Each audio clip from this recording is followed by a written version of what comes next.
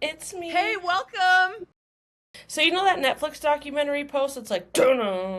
Oh, and it's like me getting ready to sit down for I my... have made it like 42 gazillion ways. And I'm like, none of these are appropriate. They're all backhanded. So maybe don't make that one. I kept trying to think of like ones that I could make, and I have thousands of ideas. They're bad. I'm like, filming the documentary on how my ex-husband, I'm like, too much. Filming the documentary on my current place divorce. being... Oh, too much.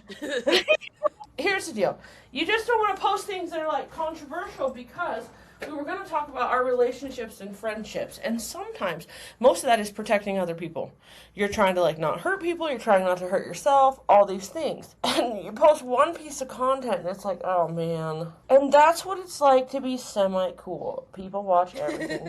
And then you read the shit. To get 100 views on our first podcast and now we're famous and we simply can't say anything controversial. Mm-hmm. Fuck. We're fucked. I'm super controversial with my own life. I'm like, filming my Netflix controversy. Yeah, I'm like, filming a Netflix documentary on all the people who have literally wronged me my entire life, and then I'm like, I couldn't possibly post that. And we're perfect. We've never done anything. Literally, dude, imagine, what would you, okay, wait, I have a fun question. If someone was posting one, like, secretively, and you know it was about you, but they, like, didn't say it was about you, like, what do you think the topic would be? Man, in what realm of life? Relationships or work or... I just said it. You just say it. Whatever you think. I feel like if it was Shelby's, it would be like how the world thinks she's nice and she's a witch to me. We were at Topgolf. He puts on the Topgolf thing, Queen Bee. I'm like, oh no, Queen T. That's what he put. I said, oh, like Queen Latifah? He's like, no. So anyway... I think if it was like it would be like about how that time that, I don't know, everything I have to say is not nice. People are blaming me for things I didn't do right now, for real, and I'm just getting used to it. I'm like, okay, sure, yep. Like, why not? I feel like it's one of those things where someone is so wrong about you, and they're so wrong about you so many times in a row that you're exhausted defending yourself, and then at a certain point, who cares? Like, you can be wrong all you want.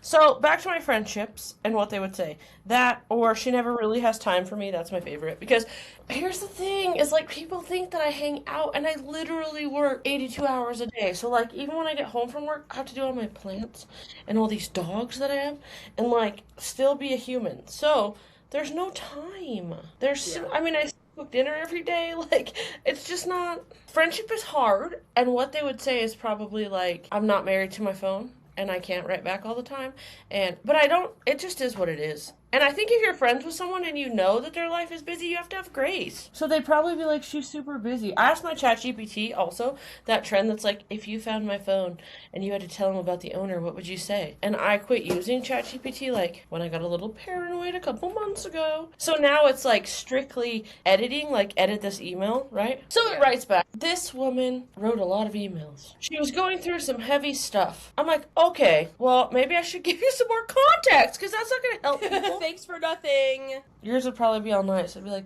and she loves to do makeup and go outside. Mine's like, wrote a lot of emails. Does your ChatGPT know you super well? I feel like it knows my work really well, but to be honest, I don't use it a ton anymore. Simply because of how bad for the environment it is, and it gives me anxiety. Using all the water? Yeah, like, I just don't want to die. Although, it doesn't sound that bad right now. Mine would probably be like, made a lot of jokes about a pass away. You do make a lot of jokes. Was always joking about being dead. Okay, so, but wait, in relationships, people will comment. Like, people who don't work in this realm will comment. They'll be like, what's it like to just, like, travel with your friends all the time and, like, just get paid for it? And I was like, Doesn't nice. your husband get mad? Doesn't your boyfriend get mad that you're gone all the time? I'm like, I'm sorry, you thought that, like, that was an option? I'm working, first of all. You get your hair done all the time? Like, yes, it's fun, but we're actually working 42,000 hours a day. It's not like we're out partying. No, and I think that is a misconception. We make it fun, but our jobs are not easy. Now I say, nice jab, anytime someone says something. And they're like, I didn't mean it like you did. Like, you absolutely meant it. You meant it, and you meant it to be shitty, and you're just mad that I didn't get upset about it. You're mad that I was, like, calling you out that you're shitty. Like, I don't know. I'm not going to defend myself. Also, I am going to block you if you piss me off. Like, I don't, get out of Yeah. here. Like, you're gonna look anyway, so you're still looking. Have a good one. Use your sister's account or whatever. Or your friend, your cousin, I don't know. I know some of my friends that have ghost accounts, so if I really want to see something, I'm just going to text them and be like, can you look at this account for me and tell me what's up? Had this client once, picture it. She comes in, she's crying. Boyfriend's drama. La la la. She's like, I can't look at his Facebook. I said, here's my phone. You can look at it here, sister. She spends the whole appointment looking at his stuff, and I was like, okay, maybe I took that too far. Can you believe him? I'm like, no, not at all. First time meeting you, and I just hand you my phone. Nice. Oh, well, she was new? Yeah, I just thought I could help her out. Dude, I just did skin freeze on my forehead because I'm in between Botox, and I had a line right here, and it is gone, and that does make me happy. I want you to know I'm saving so much money on Botox. We're getting really affordable, as they say. We're trying, but it's not going well. But here's the other thing, too, I think that people don't realize when we're talking about relationships and stuff with our specific jobs, is it's like, it's not just the relationships that we have personally, like family and friends. It's also building relationships with all of these new people, and it's like, well, where do I fit them in? Because sometimes I feel like I don't even have enough time. Not even sometimes, I basically always feel like I don't have enough time for my own life. And now part of my job is to like make all of these people feel really happy and excited to be there, and like we're all together. And so I'm kind of just act like that's hard for you. It's not. She's like, oh my god, that's my best friend. Fuck off. Also my best friend, and my best friend, and then we have to fight about it, and she's over here acting like it's just like, and I'm friends with everyone, as she's stacking her fucking friend cards. Okay, you actually strengthened my point, because the point in that is too, it's like, it is a part of the job, and I do genuinely love the people that we meet and that we get to know, but it's like, then maintaining real relationships with these people, it's like my network has grown so much, my bubble has grown so much, and that's not a bad thing. I'm not saying that in a bad way. I'm just saying it in the way of like, it's hard to manage. It's really hard to manage, and here's the other thing that I think people don't realize.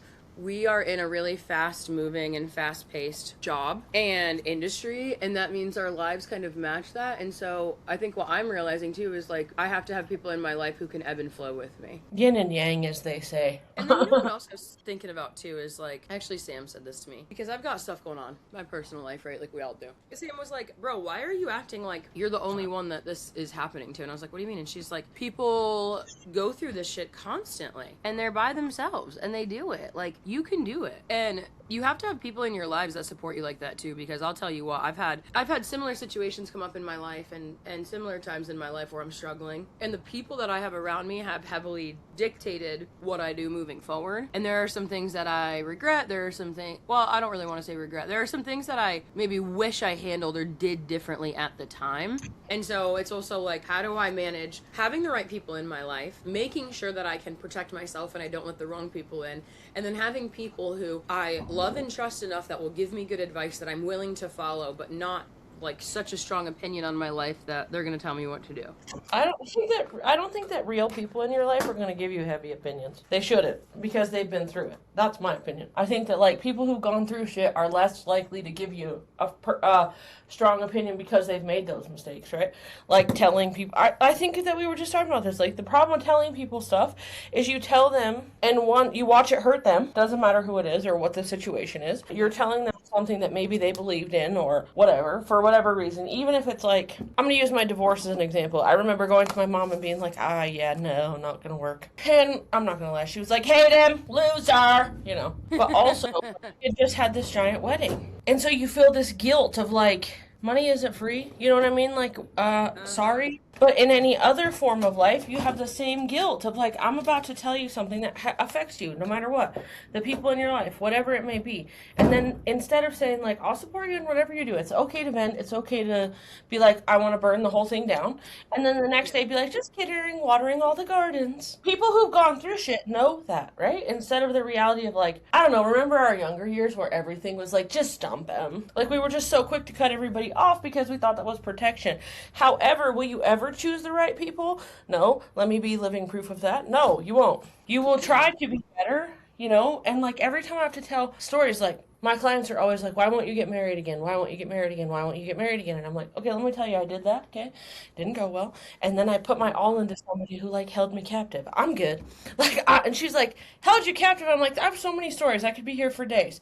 However, the point is, I just try to fix what I chose in that person so I don't do it again. And then I find another mistake I'm going to choose. Yeah. Like, I don't think there's one, dude. I don't think that there's any perfect friendship. I don't think there's a perfect relationship. But I think people that think there are lying to me. And I've had it with that. And I think it's also, you know what I was like trying to think about too, because like I got a lot of stuff going on right now in my life, and I was reading this thing and it was talking about like anxiety and like having to make a choice, right? And a lot of the times we have made the choice, we know what to do, we know what is right, but the issue is that we get so stressed out and so anxious because we're thinking so many steps ahead about like, what am I gonna have to do to make this my reality? What am I gonna have to do to like make this choice, you know, something that fits into my life? And then we get overwhelmed with all the steps that it would actually take and require to do it, and then we either sit in our discomfort of that in between of like knowing what we should do and fearful of taking the next step, or we rip the band-aid and we do it too fast, or whatever. But I think it's like sometimes the hardest thing is to just like sit in the feeling.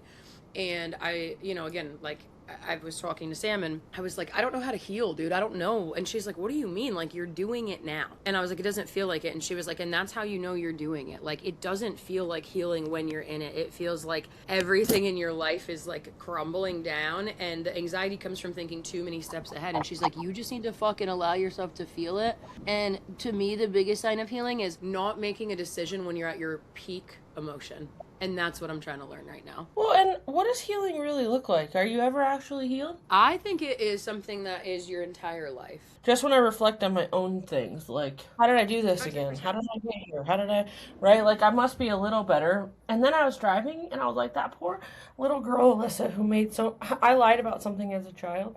This is hilarious. I lied about something as a child, and I have been carrying that shit for, well, until, like, Friday when I was in the car. And then I just, like, whatever you believe, it's fine. Was like, God, forgive me for my choice. Like, I wish that I wouldn't have done that. And I would like to be forgiven, and I'd like to forgive myself and my choice so that I don't have to carry that anymore.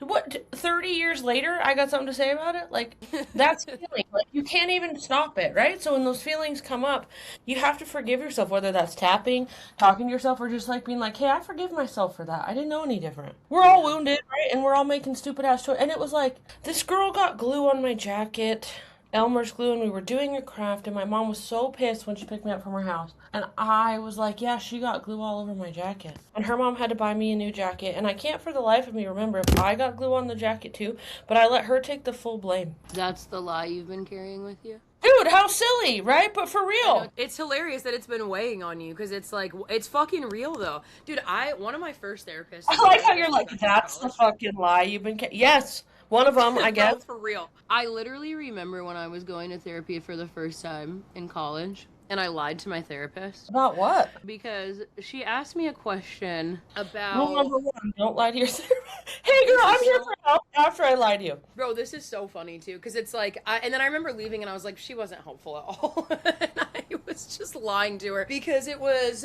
I'm about to expose myself online. It was back in college, and there was like drama between my ex and I always, because he was a nightmare, literally a nightmare. And I was a shell of myself, so that's fine. And I had done something that I wasn't proud of. I had like texted. Podcast, you jerk face. You still are a nightmare. Yeah, if you fucking ever accidentally stumble on this, you're still a piece of shit, and I'll never forget what you did. So enjoy what small menial life you have. So him and I were having drama. He was like a pathological liar and cheater and like did all of that. And I texted one of my exes during the time that him and I were together one of the times. And he caught me, and I lied about it, and then I actually did end up going to see him one time and didn't tell my current my boyfriend at the time about it. And so I remember I was fucking so stressed out, dude. And my therapist asked me, and I was like, and he thinks I did this, and I blah, blah, blah. And she's like, and did you? And I was like, no, but I did.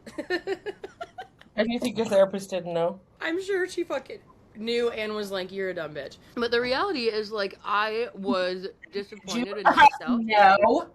Yeah, literally. And instead of just being able to have, My name is Rachel, and I lie to my therapist. Dude, literally, like, lying to your therapist, guys, would not recommend it. Again, this is college me. This was not my current. I bought a jacket with Elmer's glue on it, washable.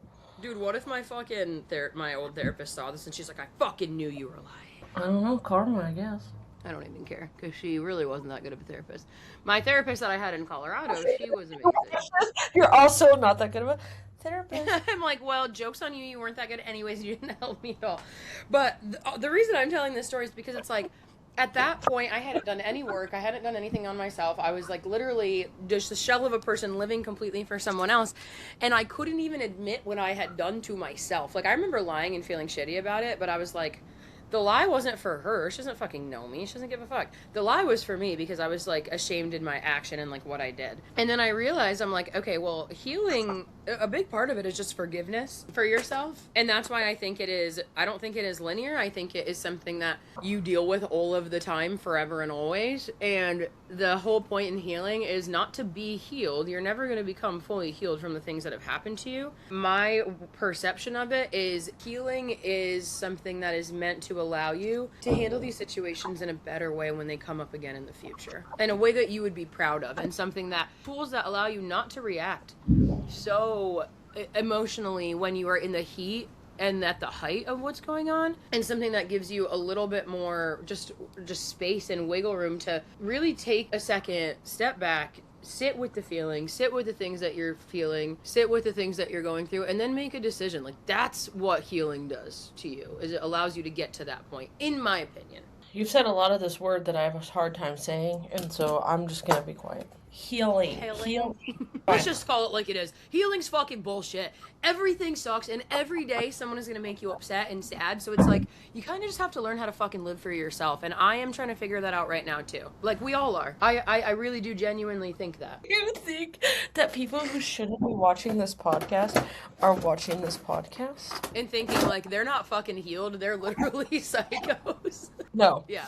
Like, people we don't like, they're like, oh, we watched the podcast. Absolutely, dude. Well, if you're here, I know what you did to me last summer. And so do all my friends. They absolutely fucking know. And guess what? If you think the group chat is talking about you and you're all in your head about it, we fucking are. We are talking about you.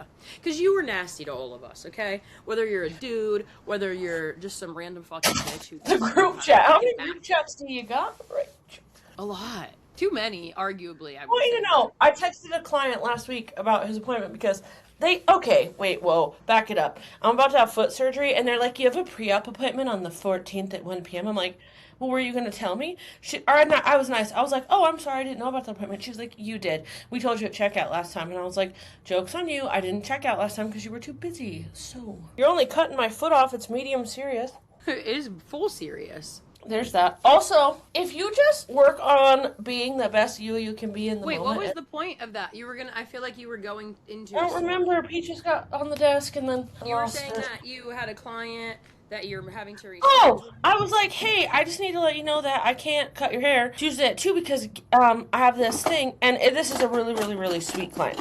Been a client for years. And I was like, would you mind if this one time, I could either do it Wednesday at this time or Gabe could do it. No reply. Now people get busy, okay? All the time. Me being one of them. Mm-hmm. But it's been like 4 days, and now I'm like, are you okay? And I only remembered yesterday on the drive, after I was forgiving myself for another incident, I was like, oh, no reply. So this morning, instead of being like, you didn't get my message, I'm going to be like, are you okay? Because energy doesn't lie. The point of this is energy doesn't lie on the internet, energy doesn't lie in person, energy doesn't lie. You can read energy through a threat, you can read energy through something kind, you can read energy through a post, you can, if you're tuned in, tapped in, you already know. So my body's telling me energetically, I need to ask if they're okay. And when people are mad, don't try to convince them not to be. Let them be mad. And then if it's something real, or it's something that actually matters, or it's something that you did and they really matter to you and you really matter to them, they're gonna come and tell you. I think they're gonna come and talk to you about it. They should. And if not, then it's like, is that relationship something that you really want to be worried about if they can't even come and tell you when they're upset?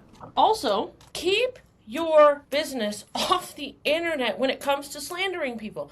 I just watched this whole thing go down, and these people were bashing each other, and it was like all public, and I'm like, you guys, all of that is there forever, and they will use it against you. Even if you took the story down, they can still find it. The internet is forever. For real. And I watch it and I'm like, I even saw a chick locally who was like, if you're watching for my ex-husband, you tell me he's a piece of shit and I am a good mom and I will take him to court.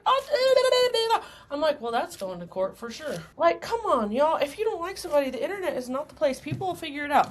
They'll be like, oh, something's happening, right? And that's just why people, there's so much weight in following and unfollowing people. It's crazy. Because people are like, oh my gosh, they're following each other. That's how you know breakup, right? You're like, she left her boyfriend. They're not following each other. Oh, then they get a joint page. And then a joint page. What does that mean? Dude, a joint page. Those are always bad. I'm like, if you have to have a joint page, someone cheated on someone at some point, and now you can't trust each other to have separate pages, and that is not good. And here's the other thing, too. And And like, sometimes do it's people about... all think that, or are they just like cute? The only time I think it's actually cute is when they're like People. 70 and up. And they're like, well, Paul's on there a lot, you know? Although old people are fucking cheaters, too, dude. What? Yeah. Did you know that? When I worked at the jewelry shop, like, a lot of the couples that would break up were older people because of cheating. I would get a lot of phone calls from my clients being like, can I return this ring? And I'm like... No, and there's no resale value in used jewelry. Dude, I know. And then I say... My ex sold mine on Facebook Marketplace, like he did all right. It's just, everyone has shit, you guys. And sometimes you wake up one morning and you're like, God, I'm about to have the best day. And then something terrible happens. I'm here in New York and I'm visiting family and, you know, trying to figure out my life. And we had a big workout yesterday, and it's my brother, my sister-in-law, me, and then my sister-in-law's cousins, and they come over, and we're all talking, and they keep talking about Johnny and this treatment. Johnny's his cousin. Turns out, I think he's 23, 22, just is in remission, has leukemia, found out about it last year, and has been in treatment ever since. He's in remission now, and he's doing really well, but I'm like, that's a 23-year-old kid who, like, literally woke up one day and his life just changed, stopped completely. And then I gotta remind myself of that, too. Like, at the end of the day, like, I can survive everything. There's nothing that is put into my... You have to survive everything. That's the other part people don't... You don't get to bow out. Because even if you think you would for you, what are you going to tell your family? What are you going to tell your nieces and nephews? What are you going to tell your... Like, that saying where people are like, you've made it through your hardest days. It's so irritating in the moment, but it's true. You thought you were going to make it multiple times, right? And then somehow you just have to make it. And then sometimes you just do. Into the truth and, like, laugh about it instead of crying, the better, because it's hysterical. It's like... It's literally funny how there are fucked so many up. parts of your life I wish I could divulge, and one day I will. But sometimes it's like, okay, like, you're really going to come at me for how I order food? For what I'm going to say when I order food? Get the fuck out of here. Come on. Like, at the end of the day, that's what's going on. You're like, you're not allowed to order that. You will change what you call it. It's not chicken, it's chicken. Like, fuck off. You know what I mean? I do, dude. I absolutely do. It's like, you're crazy to me. You're absolutely crazy to me. And it's like, why do you care how I say chicken? You care how I say pillage. Chicken. It's just, like, life is fucked up, bro. You It's don't bad. feel like merch. I'm gonna pass away. I'm waiting so long. The merch! It's ordered. I ordered it whenever I told you I Because ordered when it. I'm off, coming soon, guys. Merch drop. Merch drop, and... I'm gonna make jackets, and I'm gonna make some hanging floral things, and I'm going to do a puzzle. A puzzle? Yeah, I'm gonna be home for 2 weeks. Like, what's a girl to do? Oh, I understand. And the first 4 days, they're like, you can't use your foot at all. Like, you have to elevate it and not move around. And I'm like, I already have to pee. Can I be in the bathroom, dude, or what? And I'm like, it's not that bad. Like, it's not that bad. It's, like, totally fine. And then we were in the car all day, and I'm like, my foot. Oh my gosh, though. We stopped in Idaho, and we saw, you would have died, the clearest water you've ever seen all the way to the ground, number one. Number two, a fish called a sturgeon that's prehistoric. They're hundreds of years old. They're the size of an alligator, but it's a fish. And it was just like, and it turned on its side, and I was like, It was alive? yeah, dude, people fish them. And then I saw cranes getting fish and seagulls and a blue heron and a baby lizard, and it was super fun. And then we got back in the car, and Shelby had it set for a place 2 hours from home, and I was like, oh my god, we're only 6 hours away from home. He's like, well, that's going to Crescent Junction. I'm like, why would you set the GPS for somewhere we're not going? He's like, because once I get there, I'll know where I'm going. And I'm like, and that's the problem with dudes. That's exactly it. You just choose wherever the destination is. I'm on a mission. And I need to know how many minutes we have left. Exactly. Because we wake up in the morning as females, and we're like, okay, I'm going to get up, I'm going to get ready, I'm going to take a rinse, I'm going to take the trash out, I'm going to this, and then I'll go to work, and then when I go home, and you know what dudes are like?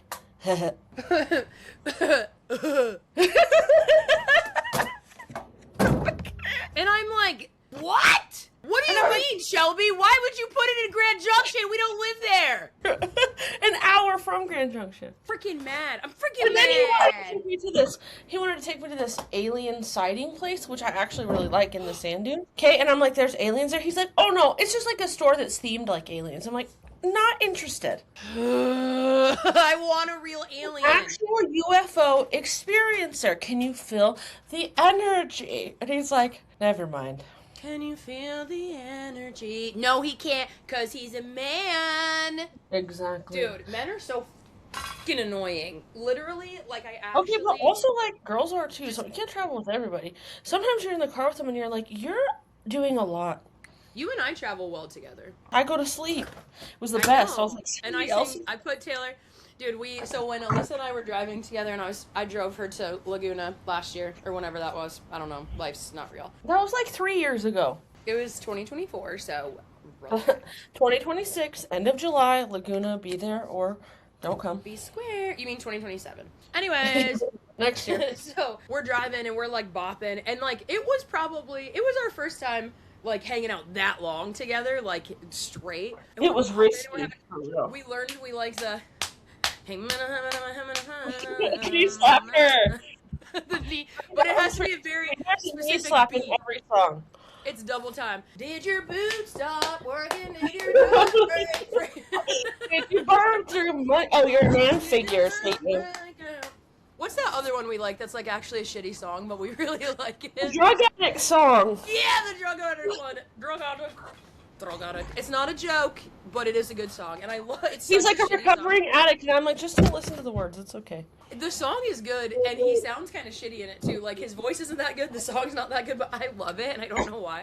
It's called I'd Rather. All of that to say, this is how you know you find your people in life, right? So we're driving, we're bopping, we're chilling, we're cruising, we're having fun. She falls asleep. I got the kids in the back, I got the kids in the back. The kids are Gare, who was 16 at the time, and Wyatt, who was like 13 or 14. And they got their headphones on, and I'm like, she's sleeping. Should have put Taylor Swift on quietly. Yeah, quietly. I've never seen, well, quietly-ish. I've never seen her sleep for this long. She slept for like 45 minutes straight, while I just like whispered and sang Taylor Swift lullabies and hymns into her ear. And that was what started our friendship. And this is why I'm saying this, because you gotta have people who also are okay if you're not a Swiftie, she'll still like you, because I'm not. If you're not a Swiftie, it's okay, just don't force your opinions on other people, everyone. You don't have to all love Jelly Roll. You can be Team Bunny, and I can be Team Bunny, and you can be Team Jelly, and I don't care, but I hope you bring good debates to the table. Who are you, Team Bunny? Absolutely. He got a revenge bot. I told you. I know. Just wanted to make sure we were on the same page of history. Now, with that being said, you actually can't have your own opinion if you're friends with me, because Jake Gyllenhaal is the devil. All Too Well, the 10-minute version, is the best song ever written. And I will actually fight you about Taylor Swift. Like, it will be bad for everybody. Just don't bring it up. It's fine. Yeah, don't bring it up. Unless you want to get rocked. Unless you want to get popped. Rock'em sock'em. You know, I have a lot of skills. And I just want to drop the last one here before we go. What's your last life skill that you're dropping? This one time at cornhole. Go ahead. You forfeited and I won. Is that what you want to tell the people? I said if you step away, you're fucking out. You can't just leave. I was literally running a party. It sounds like you were playing cornhole. So were you playing cornhole or were you running the party? You look beautiful, and I was winning, and that's that. And I hope you guys have a beautiful day, and I'll catch you on our next potty. Moral of the story is, live for yourself. I don't fucking know. Everything's bad, and everyone will disappoint you at some point. So, just... The glass is half full. The glass is half full. Maybe you came for a realistic podcast of, like, what life is really like. Sometimes it's hard, okay? Hoard.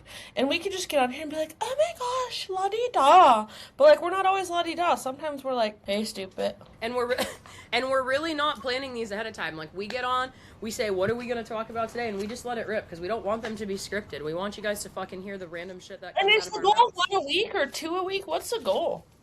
I don't know. What do you guys want? I think it should be 2. Okay. I always hate waiting when I like a podcast. I'm just assuming. And then everyone in the comments is like, you guys could just do 1, that's fine. Yeah, they're like, please don't actually do anymore. Okay. We literally watched this because we felt bad. Okay. Time to go live. We love you guys. Thank you for joining us. Are you going to hit end? What happens? Are you going to hit end? I can only leave. Then what happens? I don't know. We'll find out.